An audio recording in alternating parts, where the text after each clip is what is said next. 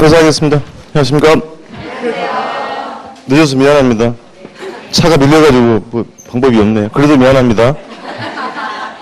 합격을 기원합니다. 예. 자료 볼게요. 오늘 순서는 5편부터 제가 한다고 말씀드렸죠? 뒤로 가서요. 17페이지 가야 됩니다.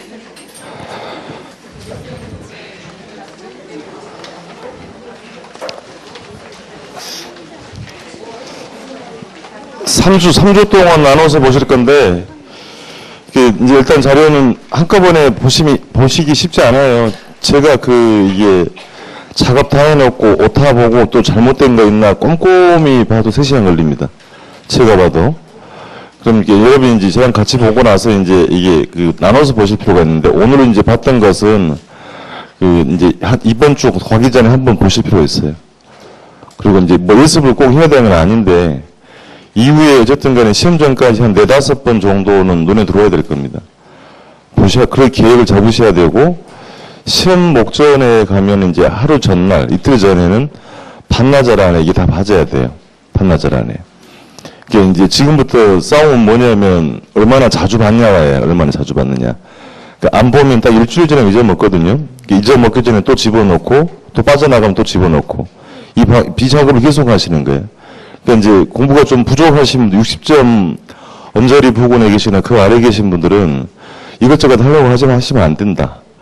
그러니까 지금 받으신 자료하고요, 동영 모의고사, 그것만 계속 보셔도 합격을 합니다. 실제로 27회 때는 거의 똑같은 방법으로 지도를 한번 해드렸는데, 전혀 뭐 산수도 안 되는 신분이 그분은. 산수도 안 되고, 모의고사 봐도 19개, 20개 한 번도 넘어간 적 없고, 근데 모르니까 이제 자주 보시라 했더니 자주 봤답니다. 29개밖에 합격했어요. 그분이 와서 하는 얘기예요. 나는 무슨 말인지 모르겠고 하여튼 자주 봐라고 하니까 봤답니다. 그러니까 눈에 들어오더래요. 시험장 가니까 다 100% 이해한 게 아니고 익숙해서 아주 눈에 보이는 지금 손톱을 쳤다는데 이렇게. 그분이 하는 얘기예요. 그러니까 얼마나 자주 봤냐고 한 건인 거니까 점수가 많이 나오신 분들이 문제를 뭐 풀어보고 이것저것 여러 개 하기로 할 건데, 특히나 점수가 부족하신 분들은 이것저것 보려고 하지 말고요. 동영 모의고사 봤던 거하고 이거 위주로만 좀 정리를 하시는 게 좋은 방법이 아닐까라고 말씀드립니다. 아시겠죠? 자, 그럼 이제 투자론부터 보긴 하겠습니다. 체크를 하실 때 OX로 돼 있잖아요. 또 체크를 잘못하시면 안 되니까, O는 O라고 동그라미 치시고요. X대 동그라미 또 쳐버리면 집에 갔을 때 이게 또 O야 X야 한단 말이에요. 그러니까 차라리 이렇게 그어버리시든지 체크를 해서 좀 구분을 잘 해두실 필요가 있겠습니다.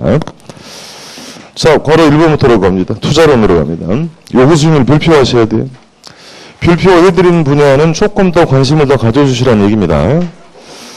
자, 요구 수익률을 공부를 하는 이유는 자본의 기회비용이다라고 했습니다. 표현은 수익률인데 비용 개념이다. 피셔 방정식이죠. 숫자 한번 써볼게요. 무위험률 3% 한번 써보시고요. 위험 할증률 2%. 인플레이를 1% 써보겠습니다. 합이 얼마입니까? 그럼 요구가 6%죠. 의미가 뭡니까? 6%는 돼야만 투자할 가능성이 있다. 그래서 굉장히 중요한 의미를 갖더라. 단일 문제로 안 물어보더라도 전범위, 광범위하게 나와요. 그래서 필수적으로 정리를 할 사항입니다. 1번, 그래서 요구 수익률은 투자가 이루어지기 위한 최소한 동그라미 쳐서 필수 수익률이다. 그럼 시간에 대한 비용은 뭐라고 표현하고? 무위험률 끊고, 위험에 대한 비용은 위험 할증률이라고 하죠. 바꿔 쓰시면 안 돼. 시간에 대한 비용은 뭐라고 쓰고, 무위험률, 위험에 대한 비용은 위험 할증률로 구성되어 있더라는 얘기입니다. 2번, 무위험률을 단순하게 쓰면 뭐예요? 이자율이죠. 그렇습니까? 국채나 정기예금 이자율을 말하는 거니까 고정적이다? 다 변한다는 얘기입니다. 개론에 고정적이란 말은 없어요. 정부의 정책금리 변화나 자금시장 동향에 따라 뭐 할 수 있다? 달라질 수 있다. 그러니까 일반 경제 상황과 관련이 있다라고 하는 겁니다. 3번, 투자자가 보상을 받고자 하는 위험은 비체계적 위험이 아니고 뭐다? 체계적 위험. 그러니까 위에 다시 올라가서 공식에 위험 할증률이 있죠. 그 위험이 무슨 위험이라는 얘기? 체계적 위험이라는 얘기예요. 그 체계적 위험이 커질수록 요구도 아울러 상승한다라는 겁니다. 그러니까 바로 4번에 그 표현이 나와요. 투자자의 요구 수익률은 체계적 위험이 증대됨에 따라서 상승하죠. 5 됐습니다. 5번 투자자가 위험 회피형이라면 위험 회피형 동그라미 치고 다른 거 들어가면 안 되죠. 동의어는 뭐예요? 기피적, 혐오적.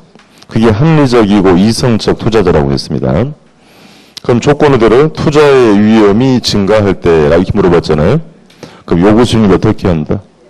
그 요구 수익률 안에 들었잖아요. 위험이 커지면 요구를 높이게 된다. X 낮춘다가 아니고 높이게 된다.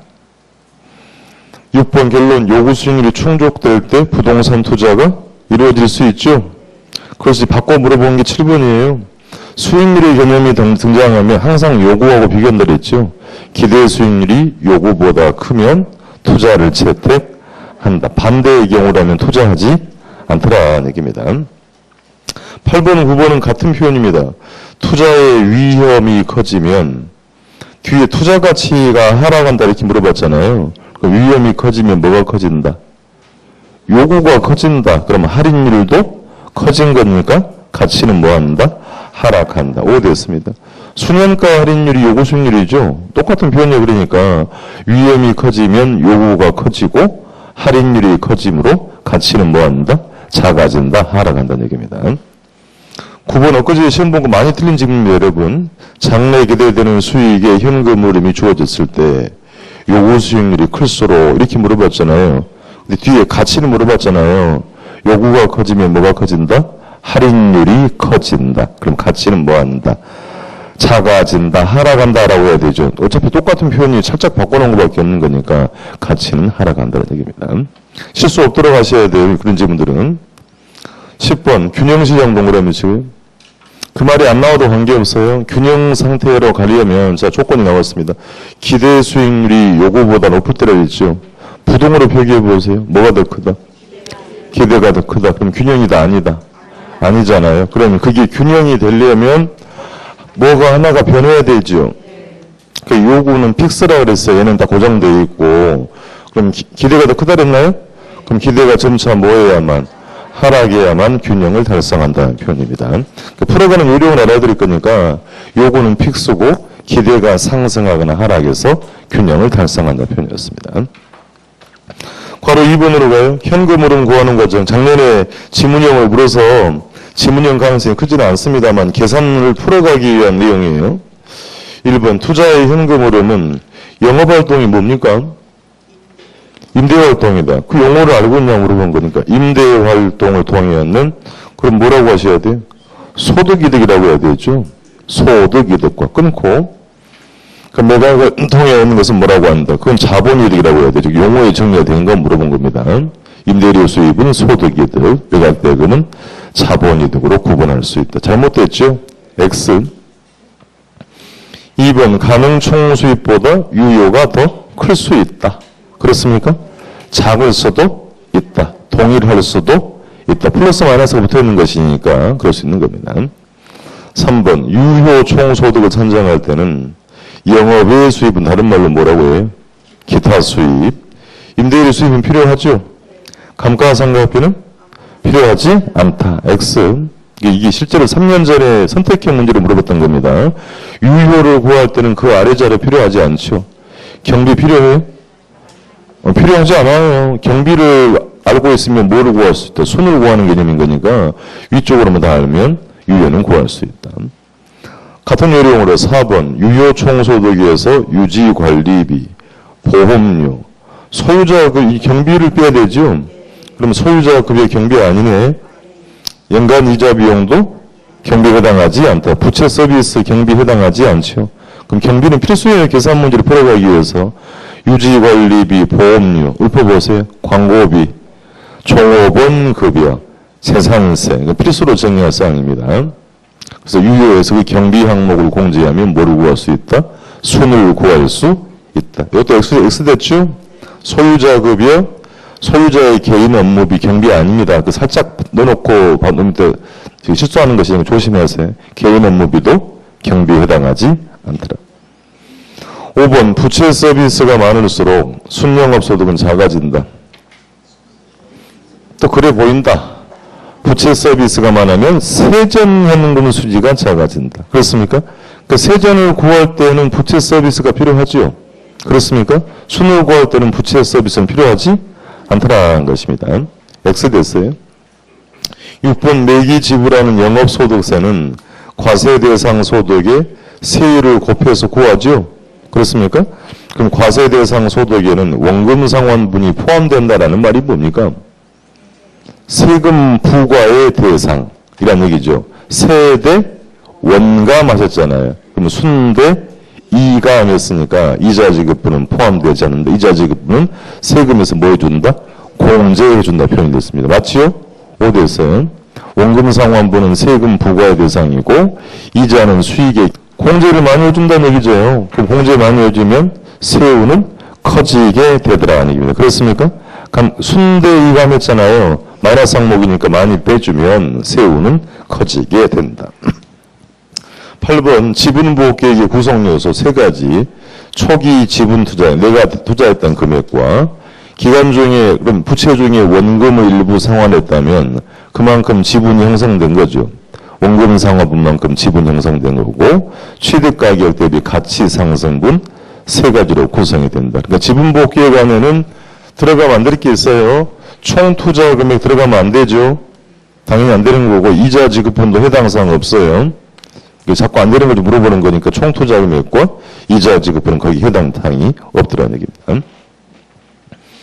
9번 매각할 때 미상환 잔액이 많다. 그럼 갚지 못한 게 많고 남아있는 게 많다는 얘기잖아요. 잔금비율이 클수록 당연히 세전 지분 복귀액은 뭐한다? 작아지더라는 얘기입니다. 10번 순매각 대금과 세전 매각 현금으로는 통일할 수 있죠. 어떤 경우라면 전액 자기자본을 하면 부채를 모두 상환했다면 동일할 수 있다는 얘기입니다. 아주 꼼꼼하게 하실 필요는 없어요. 계산을 가져가기 위한 지문 정리한 겁니다. 계산 문제 5번은 별표하셔야 됩니다. 그 이제 예의사항이 없이 하셔야 돼요. 뭘 물어봤어요? 세후 현금 수지. 그럼 세전이 먼저 있는 거 봐야 되죠. 세전이 있네요. 그러니까 과세 대상 소득 구해야 되죠. 어떻게 해야 돼요? 세대 원감. 세전연금 수지 8천만 원. 대손 충당금 아닙니다. 조심하고. 대손과 대출은 같은 말 아니죠. 대체 충당금은 어떻게 해야 돼? 플러스 해야 되죠. 가치 상승에 기여한 바가 있다. 원금 상환분만큼 지분 형성됐죠. 700만 원. 감가상각비는 마이너스 550. 그럼 이렇게 구하는 값이 뭐예요? 과세 대상 소득이잖아요. 이게 얼마입니까? 8,600만 원이다. 그럼 이게 과세 대상 소득이고 세율이 몇 프로? 20%로 줬어요. 그럼 영업소득세가 1,720만 원이 된 겁니다. 이게 소득세를 구했으니까 이제 다시 세전이 얼마? 8천만 원. 그럼 소득세가 1,720만 원 뺐으니까 세후 현금 수지는 6,280만 원이든. 이 문제는 필수 문제라고 했어요. 그러니까 오늘 문제는 이제 단순하게 세후만 구하라고 했습니다만 차후에 여러분 할 때는 이 전부 다 할 수 있어야 돼. 유효, 순, 세전, 세후를 모두 구해낼 수 있어야 된다. 더하기, 빼기, 곱하기밖에 사실은 없어요. 그런데 훈련이 안 돼 있으면 버벅거린다는 얘기입니다. 그러니까 그게 연습이 그만큼 필요하다라고 하는 것이니까 당황하지 않고 이런 문제가 나오면 충분히 할 수 있어야 된다. 아시겠죠? 제가 불표하시라 그랬잖아요. 중요한 거니까 난 산수가 어려워하지만 이런 것은 복잡한 내용은 아니기 때문에 준비를 분명히 해둘 필요가 있다. 당부를 꼭 드리도록 합니다. 세대 원감 했고 또 어떻게 할 수 있어요? 순대이감 이렇게 할 수도 있는 겁니다. 그러니까 시험장에 가면 박스 안에 자꾸 쓸데없는 자료 주는 거니까 필요 없는 자료 잘 가려내고 정리를 할 필요가 당부드립니다. 산수 문제 필수였고요. 괄호 3번 화폐의 시간같이 별표가 들어갑니다. 작년에 계산 문제를 물어봤으니까 지문형 가능성이 커요. 꼼꼼하게 정리를 합니다. 1번 현재 1억 원인 토지. 여기 되게 많이 틀리더라는 얘기예요. 1억 원 현재 가치죠. 밑줄 쳐놨어요. 매년 10%씩 상승한다면이 무슨 말입니까? 그 봉이로 계속 오른다는 얘기잖아요. 그럼 5년 후에 토지 가격 물어봤으니까 일시불의 내가계수를 사용해서 구한다. 그렇습니까? 연금에 내가 쓰면 돼, 안 돼? 안 된다고 누차 유의하시라 그랬어요. 그러니까 현재 1억 원인 토지가 매년 10%씩이 복리죠. 그러니까 5년 동안 계속 가격이 상승하면 5년 후에 가격은 일시불의 무슨 가치? 내가액수로 구한다는 얘기입니다. 2번 주택자금을 마련하기 위해 거기는 포인트가 아니에요. 매기간 일정액을 모여있을 때 일정액을 적립했단 말이 연금이죠. 그리고 기간 말에 달성되는 누적액을 물어봤잖아요. 그러니까 뭐다? 연금의 내가액수로 사용해서 구한다. 그러니까 이제 이렇게 정리를 하는 거니까 매년 예를 들면 1,000만 원씩 5년 동안 적립했을 때 5년 후에 달성되는 금액은 무엇으로? 연금의 내가액수로. 맞아. 그러면 자 5년 후에 이 금액을 만들기 위해서 매년 단위로 적립할 금액은 무엇으로? 감채기금 계수로. 그래서 연금의 내가계수와 감채기금이 역수관계였던 겁니다. 기본기를 정리를 할 사항에서요. 3번 3년 후에 5억 원을 마련하기 위해 끊고 포인트 잡으세요. 어디에? 매기간 뭐 할 금액? 그래요. 그게 포인트예요. 적립할 금액은 연금의 내가계수 역수니까 감채기금이죠. 감채기금 계수를 이용해서 구할 수 있다. 5 됐습니다. 4번 5년 후에 예상되는 지분보기액 5억 원. 이 5억 원이 5년 후의 가치죠. 근데 그걸 뭐 물어봤어요? 현재 가치를 물어봤잖아요. 그러니까 연금의 현가예요? 일시불의 현가예요? 단 그렇지. 일시불의 현가. 5년 후에 5억 원의 지분보기액 매각대금의 현재 가치는 N년 후의 현재 가치죠. 그러니까 일시불의 현가 계수로 구한다. 5 됐습니다. 5번 연금 동그라미 치고 현가 동그라미 치고 연금의 의미가 뭐라고 했어요? 일정액씩. 어디 있어요? 매년 1원씩. 그렇습니까? N년 동안 받게 될 연금이란 단어도 보여주고 그래서 일시불의 의미는 별로 중요한 의미는 아니라 그랬죠. 한꺼번에라는 표현이다. 그럼 키워드는 어디예요? 환원. 세 가지 키워드 매년 일정액씩. 연금을 뭐한? 환원한 것은 연금의 현가다. 그 내용은 중요하다 그랬어요. 그러니까 매년 1,000만 원씩 받게 될 연금, 임대료 수입이 있는데 이것의 현재 가치는 무엇으로? 연금의 현가계수로 구한다. 이 응용해서 물어본 게 밑에 있습니다. 6번. 매년 3,000만 원씩 이렇게 나왔죠? 3,000만 원씩이니까 일정액이라는 얘기죠. 연금이고 그 달성되는 임대료 수입의 현재 가치는 뭘로 구한다? 연금의 현가라고 해야 되죠. 그러니까 매년 3,000만 원씩 달성되는 임대료 수입의 현재 가치는 연금의 현가다. 이게 많이 나와 있기에는 시험장에 X가 됐습니다. 그놈의 역수가 뭐예요? 저당, 상수다. 저당, 상수는 일정액을 빌린 경우 포인트 들어가 있어요. 원금 균등이라고 쓰면 안 돼. 원리금 균등 상환 방식에서 매기간에 상환할 원리금 동그라미 쳐보고요. 동의어가 뭡니까? 부채 서비스 또 저당, 지불액. 저당 지불액이라고 해야지. 동의를 물어봤으니까. 그렇습니까? 그걸 구할 때는 어떻게 한다? 융자금 곱하기 저당 상수하면 매기의 원리금을 구할 수 있다. 그렇습니까? 저당 상수의 역수는 연금의 현가계수. 그러니까 8번 연금의 현가계수는 잘못됐죠. 어떻게 해야 돼요? 저당 상수의 역수이다. X 뭐 기본기가 되는 거니까 일시불의 역수는 좌우단간에 뭐예요? 일시불이에요. 연금의 내가 역수는 감채기금, 저당 상수 역수는 연금의 현가계수였습니다.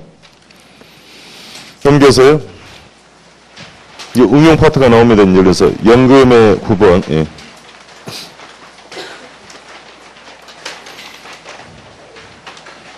9번 연금의 현가계수는 동그라미 쳐야 되죠. 연금의 현가. 원리금 균등 상환 방식에서 미상환 잔액을 구할 때 사용이 된다. 그렇습니까? 그 이미 나온 지문이 그러니까 정리 좀 하고 갑니다. 융자 기간 10년이라고 하고요. 그러면 원리금 균등 상환에 의해서 매년 상환해야 할 원리금은 뭘로 구해요? 매기 갚을 원리금 뭐로 구하냐고요? 저당 상수. 그렇습니까? 6년 동안 상환했어요. 남은 기간 몇 년? 6년은 뭐라 그래요?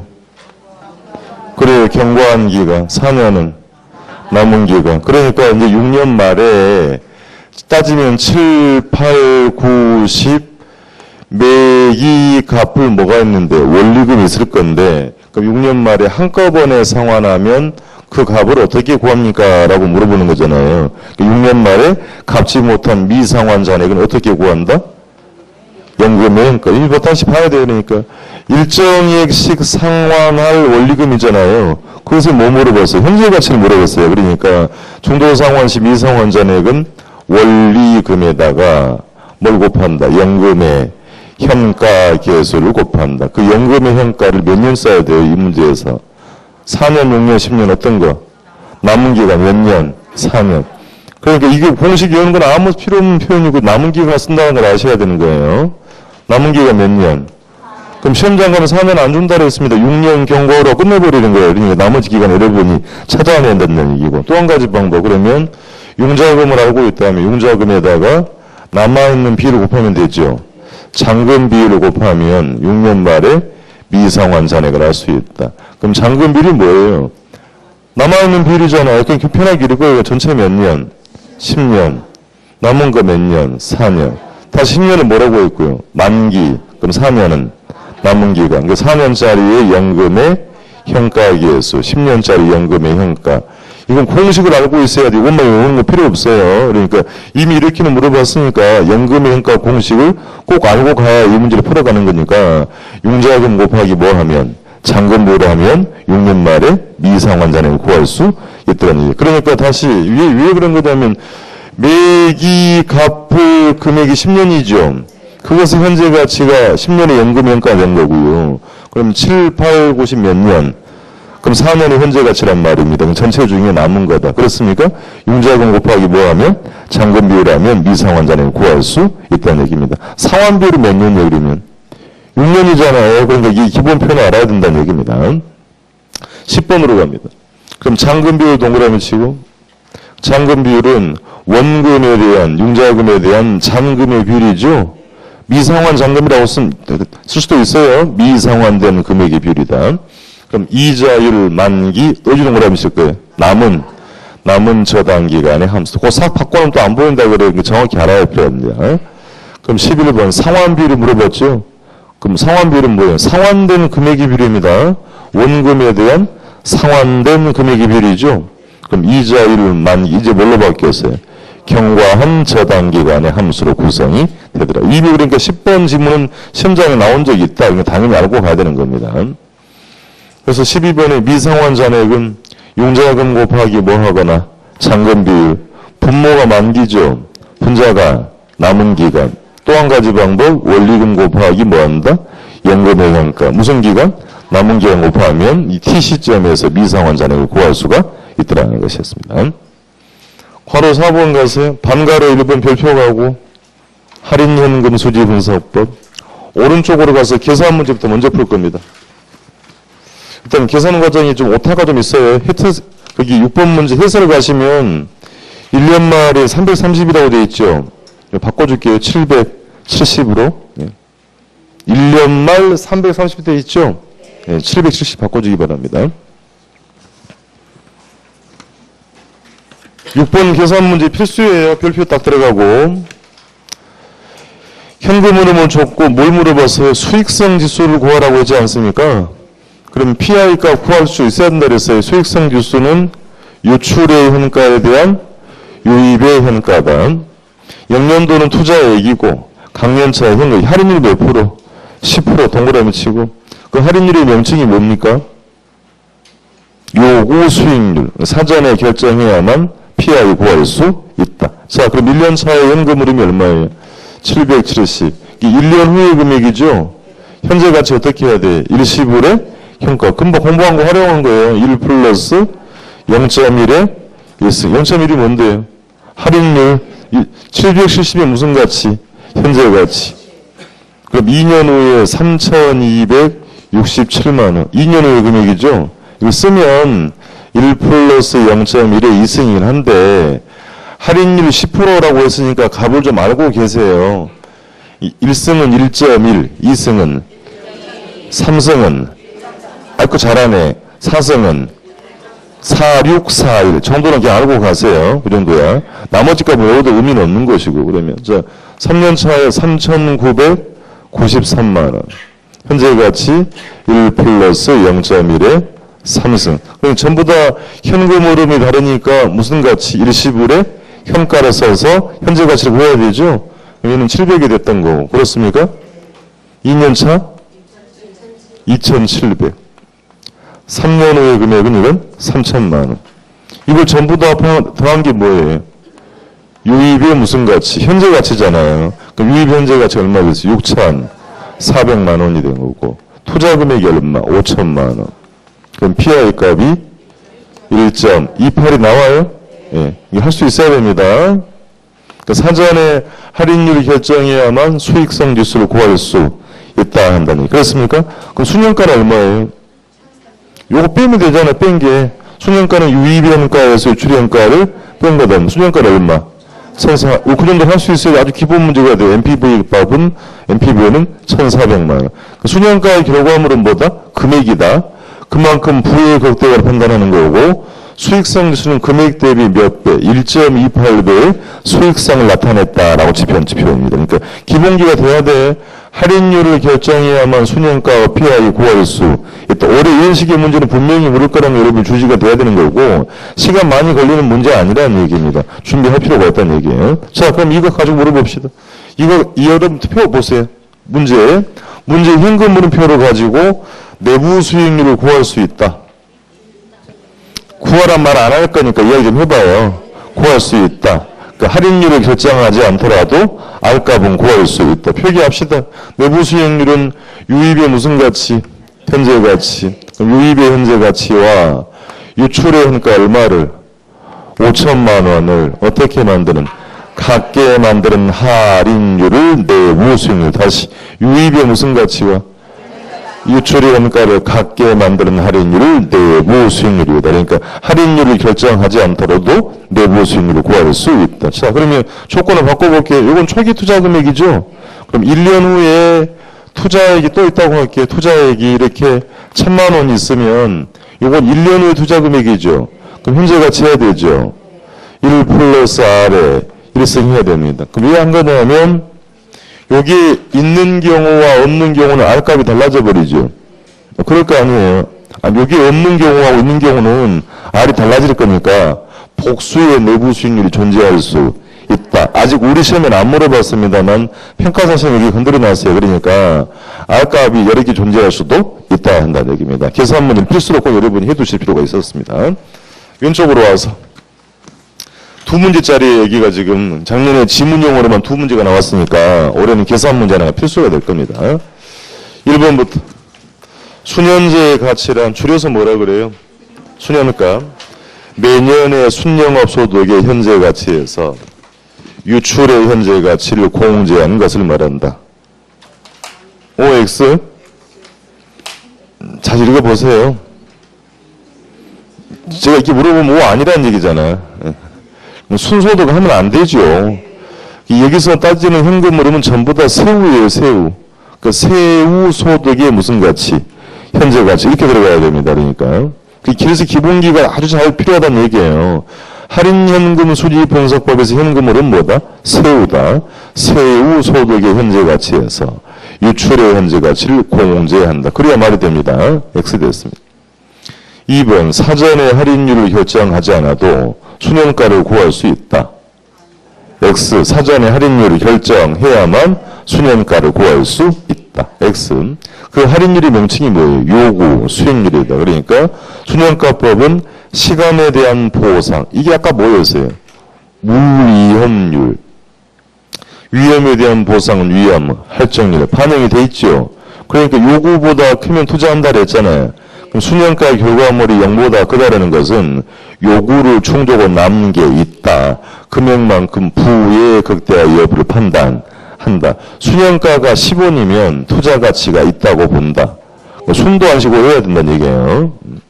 3-2열 수년가법에 적용되는 할인율은 요구 수익률이다. 그렇습니까? 다시 물어볼까요? 수년가의 할인율은 내부 수익률이다. 하면 안 돼. 요구 수익률이라는 얘기입니다. 4번 내부 수익률이란 유입의 밑줄을 쳐놓은 이유는 항상 유입되는 미래가치라고 쓰면 안 돼요. 유입의 무슨 가치? 그게 장래 수익이니까 현재 가치란 말입니다. 유입의 현재 가치에서 초기 지분 투자액 혹은 유출의 현재 가치를 어떻게 같게 일치시키는 할인율이죠. 그럼 이 두 개의 값이 같으면 순현가가 얼마 되고 0 되고 그렇습니까? 두 개의 값이 같으면 PI 얼마 되고 1 된다라는 얘기잖아요. 그러니까 내부 수익률은 순현가를 0으로 PI를 1로 만드는 할인율. 물어봅시다. 내부 수익률은 순현가를 IRR은 내부 수익률은 순현가를 1.0으로 만드는 할인율을 말한다. 이런 말은 없어요. 순현가는 금액이라 그랬잖아요. 그러니까 우리 1 들어보면 하지 말고 순현가는 1이란 말이 있어 없어요. 그런 말은 없다라는 그만큼 기본기가 중요하다. 순현가 금액이라고 했던 겁니다. 순현가를 얼마로? 0으로 만드는 할인율이다. 4-2역 내부 수익률법의 할인율은 요구 수익률이다. 그럼 뭐란 말이에요? 내부 수익률이라고 해야 되죠. X. 내부 수익률법의 할인율은 내부 수익률이다. 그럼 차이가 뭐예요? 얘는 위험보상이 반영되어 있지 못하죠. 그러니까 투자 결정 중고로는 순현가법이 더 선호되고 우수하다라고 하는 겁니다. 그게 결정적 차이예요. 구분이 분명히 해야 됩니다. 할인율은 내부 수익률이다. 5번 적정한 할인율을 알 수 없을 때 투자안의 현금 흐름을 통해서 내부 수익률을 구할 수 있지요. 그러니까 표현을 바꾸면 사전에 할인율을 결정하지 않더라도 이 R값은 구해볼 수 있다라는 얘기입니다. 5-2역 동일한 투자 대안에 대해서 복수의 내부 수익률이 존재할 수 있다. 챙겨 가르치는 질문이었습니다. 6번 수익률은 그 자체로 투자 채택하지 않는다 했죠. 항상 목과 비교한다. 요구. 그럼 내부 수익률이 요구보다 크면 투자 가치가 있다. 반대면 투자 가치가 없다라고 하는 것입니다. 7번 수익성 지수법은 다시 한번 점검했어요. 투자된 유출의 현재 가치를 이 투자로 발생하는 유입의 현재 가치로 나눈 것이다. 잘못 읽었잖아요. 유입의 현가를 유출의 현가로 나눈 것이다. 그렇습니까? X. 분모 분자가 바뀌었어요. 그러니까 유입의 현가를 유출의 현가로 나눈 것이다. 그럼 이제 바꿔 물어본 게 7-2역. 수익성 지수는 유출의 현재 가치에 대한 그 몸매에 대한 분모로 간다 그랬잖아요. 유출의 현가에 대한 유입의 현재 가치를 말하는 거죠. 투자 금액 대비 상대적 효율성. 잘 챙겨야 돼요. 금액 대비 수익성, 효율성을 판단하는 지표다.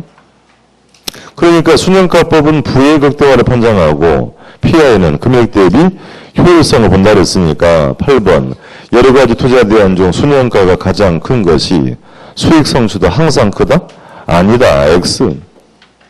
순현가가 크다고 해서 PI까지 큰 것은 아니라는 얘기입니다. 수차례 정리를 하고 왔던 것이고 9번 투자 금액이 다른 두 투자 대안의 순현가가 동일할 수는 있죠. 동일하여도 수익성 지수는 당연히 다를 수 있다. 학계론 기본 지문 달라지지 않는다. X. 다르다 그러면 O 하면 되는 겁니다. 10번가요? 투자 금액이 동일하고 순현재 가치가 모두 0보다 큰 두 개의 투자대는 비교한다면 그랬습니다. 근데 뭐가 나왔냐면 부의 극대화 원칙이라고 되어 있죠. 동그라미 치고 부의 극대화 원칙을 물어봤으니까 순현재 가치가 큰 놈을 선택해야 되죠. 밑줄 짝.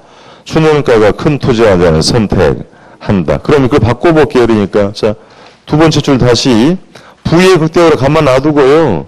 부의 극대화 원칙에 따르면 수익성 지수가 큰 걸 선택한다. 하면 안 된다는 얘기예요. 그러니까 거기를 다시 투자 금액 대비 효율성을 판단한다면 수익성 지수가 큰 걸 선택한다. 그렇습니까? 이 10번 유의하셔야 돼. 잘 보시라는 얘기예요. 그러니까 뒤에 부의 극대화라고 했으니 당연히 물어봐야 돼.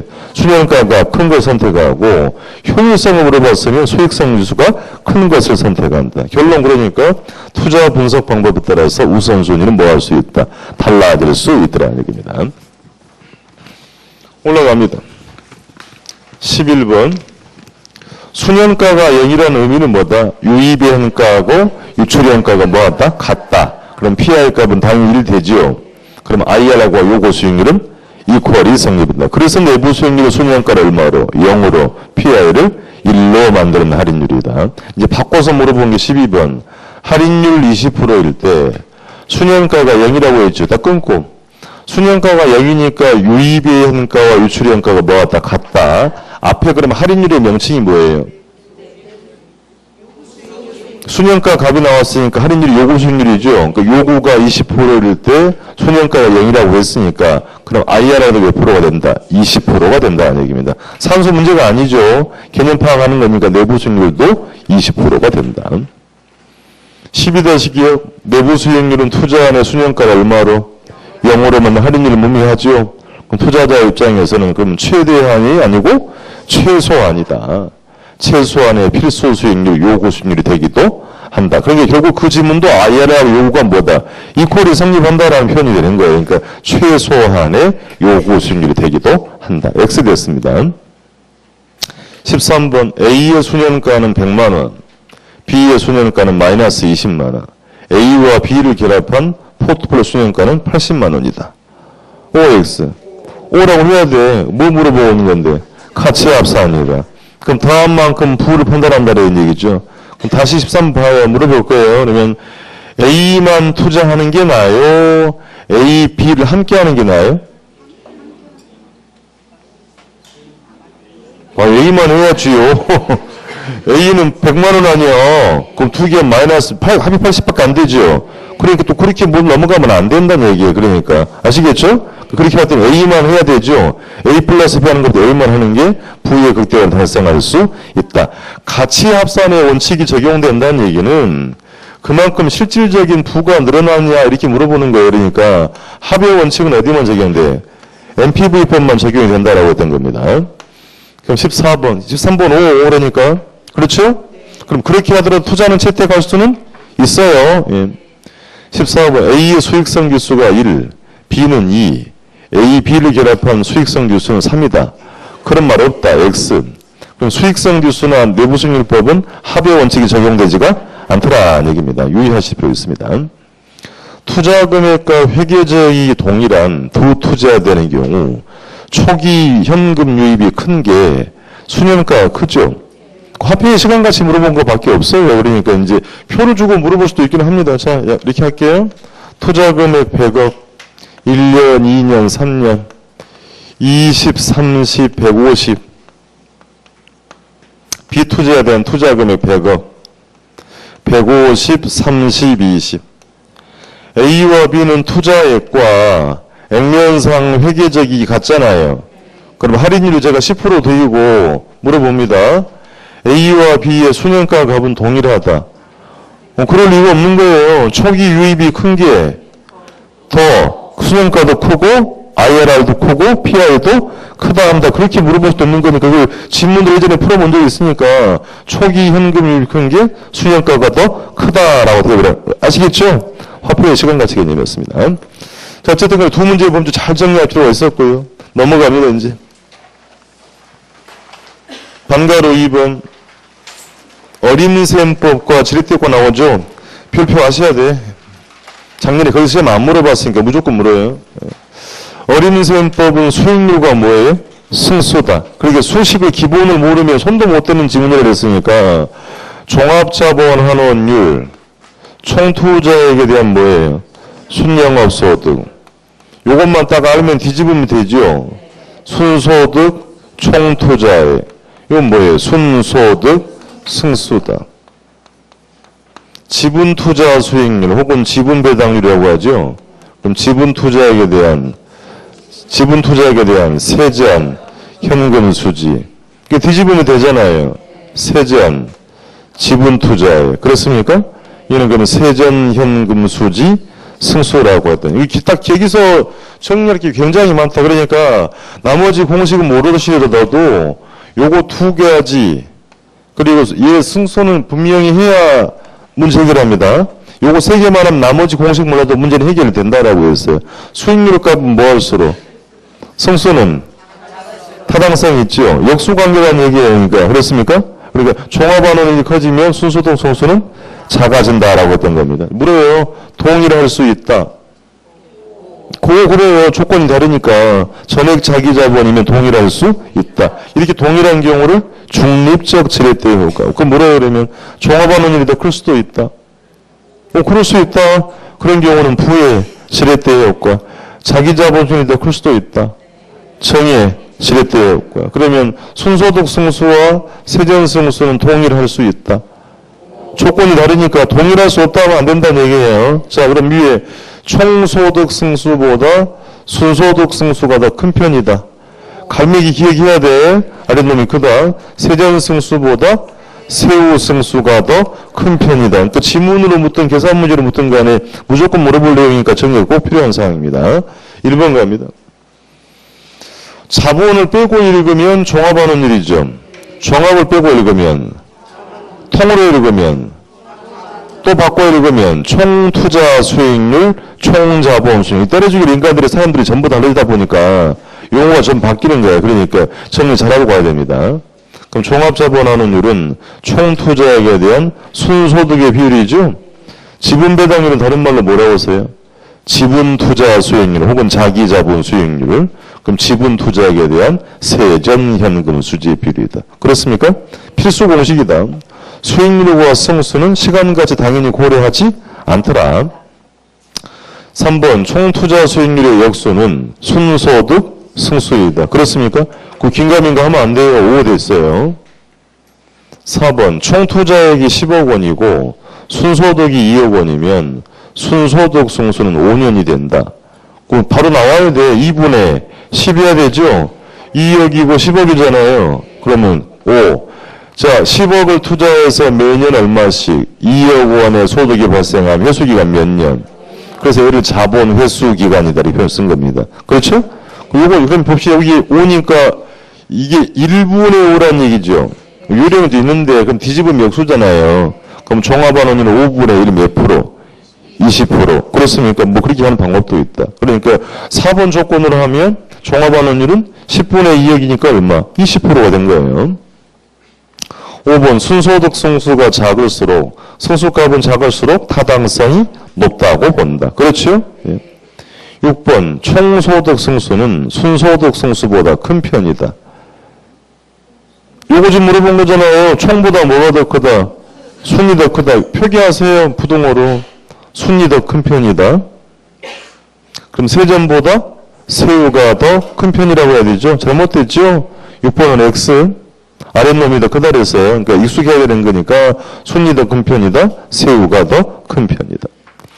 7번 총자본 수익률과 자기자본 수익률은 동일할 수 없다. 동일할 수 있다. X. 클 수도 있고 작을 수도 있다. 순소득 승수와 세전 승수 동일할 수 있다. 그럼 5대지요? 동일할 수도 있다는 얘기입니다. 9번 지렛대 효과, 다른 말로 뭐라고 그래? 레버리지라고 쓰죠? 꼭 들어갈 질문 타인 자본, 자기 자본 수익률을 높이는 것인데 잘하면 대박, 안 되면 족박, 위험과 수익을 동시에 증폭시킨다. 총 매입 금액에서 전세금을 제외한 차익만 부담해서 주택을 매입한 경우도 지렛대 효과로 볼 수 있다. 맞지요? 5대였습니다. 11번 비중이 있어요. 자기 자금 외에 차익금을 조달하면 그럼 총 투자 금액이 늘어난 거죠. 그럼 투자 금액이 늘어났으니까 복수의 부동산에 분산 투자할 기회가 있죠. 위험 분산 효과를 기대할 수 있다. 12번 정의 지렛대 빚 때문에 수익이 나고 있죠. 그러니까 단순하게 쓰면 차입이자율보다 종합자본환원율이 이것보다 자기자본 수익률이 큰 경우를 뭐라고 한다? 정의 지렛대이다. 그러면 대부 비율을 높일수록 기간을 길게 할수록 정의 지렛대는 더욱 확대되죠. 자기자본 수익률은 더욱 상승한다. 13, 14는 유의해야 돼요. 부의 지렛대는 까먹고 있죠. 이번에 이게 반대가 된 거예요. 차입이자율이 가장 커버린 경우죠. 이자도 감당 못하고 있다. 그럼 부채 비율을 높일수록 사실은 그러니까 12번의 대부 비율과 13 부채 비율은 같은 말은 아닙니다만 다 의미는 통하게 되는 거예요. 그럼 부채 비율을 높일수록 대출 기간을 길게 하면 더 까먹죠. 부의 지렛대는 더욱 확대된다. 자기 자본 수익률은 더욱 하락하더라는 얘기입니다. 14번 부의 지렛대가 존재할 때 융자 비율을 낮추면 무슨 말이에요? 원금을 미리 갚았다는 얘기잖아요. 대출 기간을 짧게 한다. 미리 갚았으면 이전보다 부의 지렛대가 축소된다. 그렇다고 해서 정으로 바뀌는 건 아니다. 유의하셔야 됩니다. 이렇게 물어보죠. 그러면 차입이자율과 차입이자율을 다른 말로 뭐라고 써요? 저당이자율 이렇게 쓰기도 합니다. 그럼 차입이자율과 종합안원율이 동일할 경우에 이 동일할 경우가 뭡니까? 이게 빌린 금액과 똑같다는 얘기잖아요. 이게 중립적이잖아요. 중립적. 똔똔이라고요. 그럼 이 상태에서 대부 비율, 부채 비율을 올리나 내리나 자기 자본이 변화 있어요? 없어요?